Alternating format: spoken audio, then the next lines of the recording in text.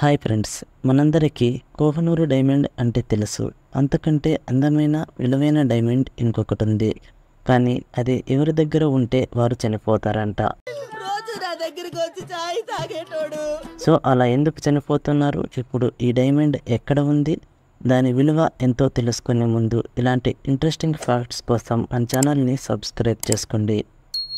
British వారితో సహా విదేశీ దొంగలు భారతదేశాన్ని దోచుకోకుండా ఉండి ఉంటే ఈ ప్రపంచంలోనే అత్యంత ధనిక దేశంగా ఇండియా ఉండేది.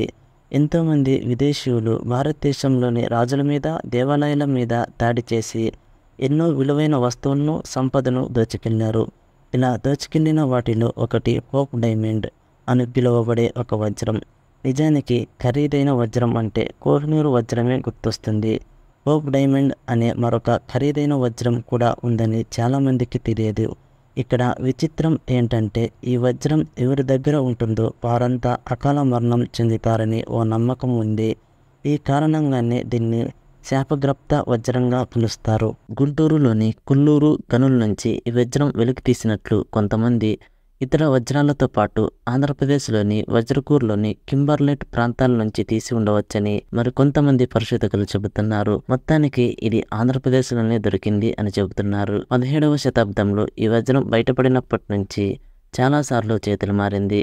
మొదట్లో ఈ వజ్రాన్ని ఫ్రెంచ్ వజ్రాల వ్యాపారి జిన్ బాప్టిస్ట్ టెవెర్నియర్ ఓ ముడి పదార్థం అనుకుని కొన్నాడు. ఆ తర్వాత రాజకుటుంబాలు దాన్ని దక్కించుకున్నాయి. ఆ తర్వాత ఫ్రాన్స్ కు చెందిన లూయిస్ అనే వ్యక్తి, న్యూయార్క్ నగరానికి చెందిన హ్యారీ విన్స్టన్ దీన్ని సొంతం చేసుకున్నారు. ఆ తర్వాత ఈ వజ్రాన్ని 1958లో వాషింగ్టన్ లోని స్మిత్ సోనియన్ ఇన్స్టిట్యూషన్ కు విరాళంగా ఇచ్చేశారు. ఫ్రెంచ్ రత్నాల వ్యాపారి జిన్ బాప్టిస్ట్ టెవెర్నియర్ దీన్ని భారతదేశంలోని ఓ హిందూ దేవాలయంలోని విగ్రహం మీద ఉండే వజ్రాన్ని దొంగిలించాడు. ఆ దేవాలయంలోని పూజారులు వజ్రాన్ని ఎవరో దొంగిలించారు అని తెలిసింది.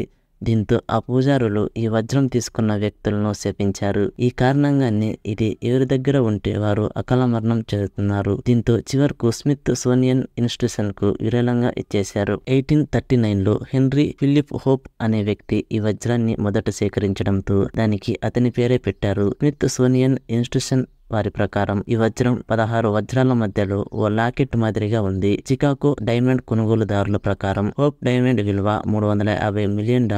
మన ఇండియన్ కరెన్సీ ప్రకారం దాదాపు 29,000 కోట్లు. ఈ ఇన్ఫర్మేషన్ నచ్చితే లైక్ చేయండి. ఇలాంటి వీడియోస్ కోసం ఛానల్ ని సబ్స్క్రైబ్ చేసుకోండి.